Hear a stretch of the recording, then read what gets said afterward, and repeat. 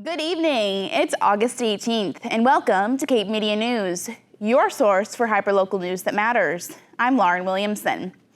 An eastern screech owl was found in Dennisport last week, covered in blood and severely weakened.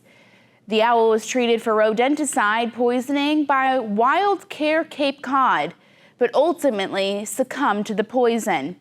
Second-generation rodenticides used by pest control companies to control rodents are strong anticoagulants that can lead to hemorrhage and death. These poisons can cause secondary poisoning when ingested by predators like raptors and foxes. Wild Care Cape Cod and the organization Raptors Are the Solution, otherwise known as RATS, they emphasize that poison is not the answer and advocate for humane alternatives for rodent control, providing resources on their websites to help educate the public.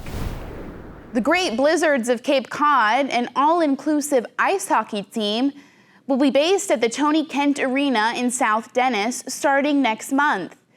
The team is hosting its third and final open house this weekend, August 19th, from noon to 2 p.m. at Tony Kent Arena. It's an opportunity to meet coaches, get information, and register for the team, with pizza and drinks provided. This affiliate of the Great Blizzards of Massachusetts offers people with disabilities the chance to play ice hockey, regardless of background. The program aims to be inclusive and promote fun and accessibility. Tony Kent Arena has partnered with the Great Blizzards to provide this opportunity for individuals with special needs. The Great Blizzards of Cape Cod will also hold practices and is looking for volunteers and sponsors from the community. More information can be found at thegreatblizz.org. The annual Colonial Day at the Manse event will take place this Saturday, August 19th from 10 a.m. to 3 p.m. at the Josiah Dennis Manse in Dennis Village. Hosted by the Dennis Historical Society, the outdoor-indoor event will feature costumed interpreters showcasing 18th century crafts and skills. Special demonstrations include colonial blacksmithing, early militia training, and a presentation about colonial teaching. The 1801 Captain Theophilus Baker House will receive the 2023 Burton and Derrick Preservation Award. And visitors can explore the restored Josiah Dennis Manse maritime exhibits and purchase books on Dennis history. Admission is free and the event is family friendly. The Chatham Select Board is hosting 2 town hall forums regarding plans for the new Center for Active Living. The first meeting on August 22nd will cover design, planning, construction, and costs, while the second meeting on September 12th will be an open community discussion. Residents can attend in person or remotely, and they can also submit written comments. The proposal to build the new center at 1610 Main Street in West Chatham will be voted on September 18th. After failing to pass twice in the past, Chairman Corey Metters has recused himself from the project deliberation due to a conflict of interest.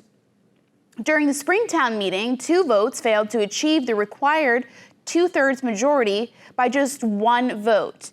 And the project was also defeated in 2021 when the cost was $8.4 million.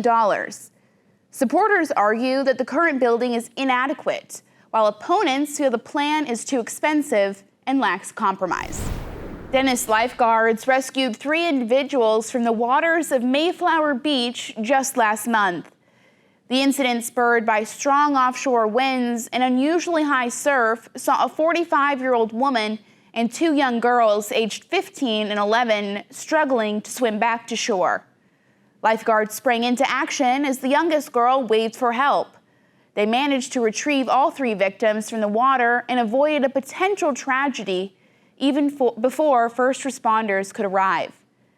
2 of the survivors needed immediate medical attention on the beach and were soon rushed to Cape Cod Hospital. Recognizing their remarkable courage, the lifeguards were honored during the recent Dennis Select Board meeting held on August 8th. We are going to start with a proclamation for the Dennis Beach lifeguards. I know that we have Dustin and Owen here tonight as well who run the beaches and the lifeguards.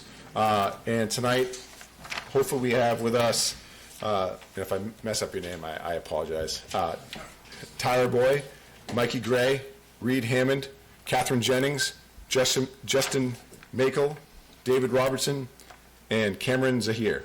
We hope that you have all been able to take time to reflect on the enormity of your heroic actions at Mayflower Beach on Thursday, August 24th, 2023. We can't thank you enough for what you did then and how proud we are of you. You were all given the ultimate test of lifeguarding and excelled in your performance. Multiple eyewitness reports indicated that you worked efficiently as a team of lifeguards dealing with this multiple victim incident. It is one thing to respond as an individual lifeguard to a singular incident, but it's much more challenging to be one of several lifeguards responding to a multiple victim incident. Coordination and teamwork are essential in such a case, and it has been reported that you responded in such a manner. By getting certified as a lifeguard and accepting this position, you've committed yourself to serve and protect the people who come to our beaches. Your actions on Thursday clearly indicate that you fulfilled that commitment. 3 individuals are alive today thanks to you. You should be extremely proud of yourself and your colleagues. Thank you on behalf of the Dennis Select Board, the entire Beach and Recreation Department, and the town of Dennis. Thank you for everything you do.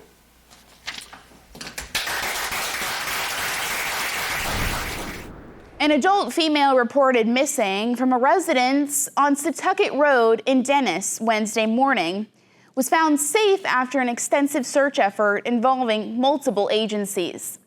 The woman was considered to be endangered, though not dangerous. Yeah, so this morning about 8:30, we had family members of a woman who lives in a residence right up the street here come in and say that she had been missing. They wanted to report her missing from over the weekend. So we immediately dispatched officers up here, and they did a search of the house, a search of the area, and determined that we needed a larger search of the area, that she may be wandered off into the wooded area out here behind the house. So we started calling in not only our resources, but fire department search and rescue teams from fire districts all over the Cape. So they've showed up here. So that's why you see the large turnout from other departments. So what we've begun now is a concentrated search based on like grid patterns and things like that of the woods out here, because there's not only woods, but there's kettle ponds. We got flax pond over here to the west. So we're going to do a very methodical search of the area, and hopefully she's just out there somewhere that we can't locate her. Maybe she's just gone off and gotten lost in the woods. So, but we put a little bit of information on social media, but we don't think she's out wandering the streets of Dennis there, where if we put out a description, people might see her. We really think she's out here somewhere behind the residence in the wooded area. It's very thick out there, so we're going to continue to do that, and hopefully this is going to be a good outcome. The search focused on the wooded areas adjacent to the residence, employing K-9 units, drones, ATVs, and foot patrols. The collaborative efforts of public safety agencies from Cape Cod and other regions of the state were instrumental in the search. Support was also provided by various departments within the town of Dennis, including natural resources, harbor personnel, DPW, town buildings, animal control, and beach personnel. The missing woman was located by approximately 2:30 p.m. by one of the searchers and transported to Cape Cod Hospital for immediate medical treatment. The Dennis Police Department expressed its gratitude to the numerous agencies and personnel who assisted in the search, leading to a successful resolution.